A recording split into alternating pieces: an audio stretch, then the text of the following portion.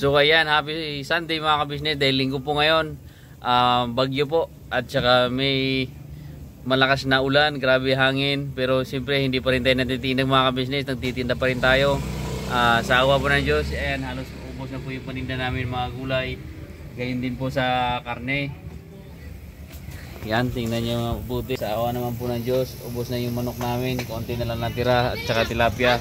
Kailangan po lumaban, kailangan po magtinda para po kahit may bagyo, may ulan, may hangin, tuloy-tuloy lang po ang hanap buhay.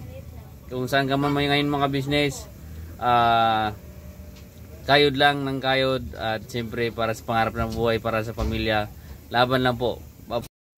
So alam nyo ba mga ka-business, kung bakit ako nagtinda ng marami? Kasi dito po sa amin, kapag malakas ang ulan, mas gustong gusto ko po magtinda. Alam ko yung bakit. Kasi sa labas po kasi sa division namin, maraming talipapa, maraming natitinda doon sa may paglabas po ng gate po sa amin. Dito kasi sa loob namin, dito sa subdivision, halos ako lang po ang kumpleto na tindahan.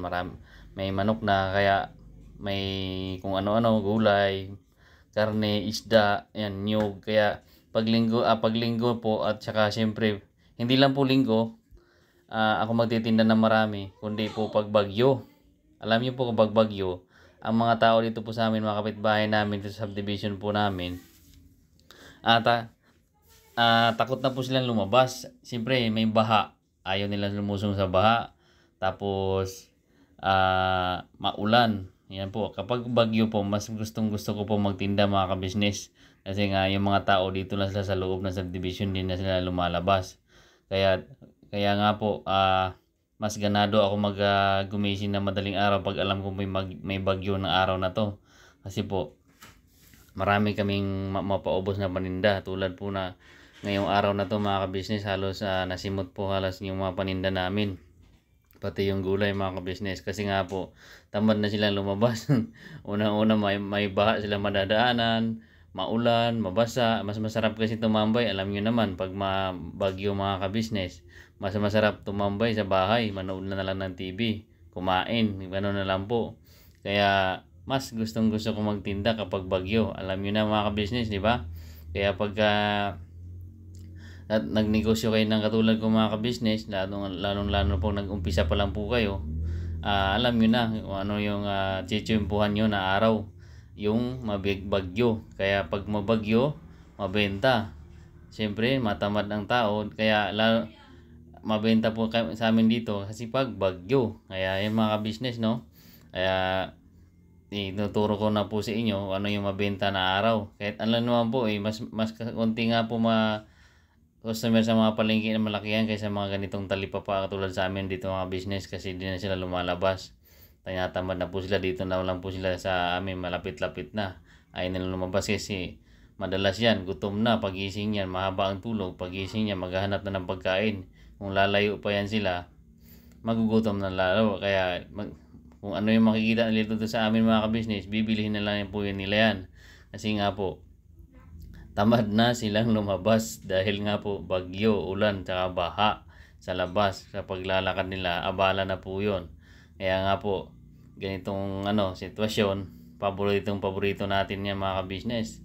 Subok ko na po yan, sa ilang taon ko na po pagtitinda dito. Ramdam ko na po ang mga tao dito, anong pangangailangan nila, lalong-lalo po sa panahon. Kaya tansya ko na rin po yan, tinatimihan ko po sila mga ka-business, no. Kaya tulad ko pong nagninegosyo dyan, sipag lang, alam ko sipag lang po talaga ang punan. Tsaka alam po talaga yung mapapagod ka, mapupuyat ka, lalo na po sa ganitong negosyo, mapupuyat ka talaga mga ka-business. Kailangan mong mamumuhunan ng puyat, pagod. Tsaka siyempre, kailangan mong kumayod, kailangan mong sikapin, kailangan ipakita mo sa mga tao mo, sa mga tindero mo na porsigido ka para maging porsigi din po sila. Kaya ganun po ang ginagawa ko mga ka-business. Huwag mo silang pakitaan ng katamaran, kasi tatamarin din po yan sila mga ka-business.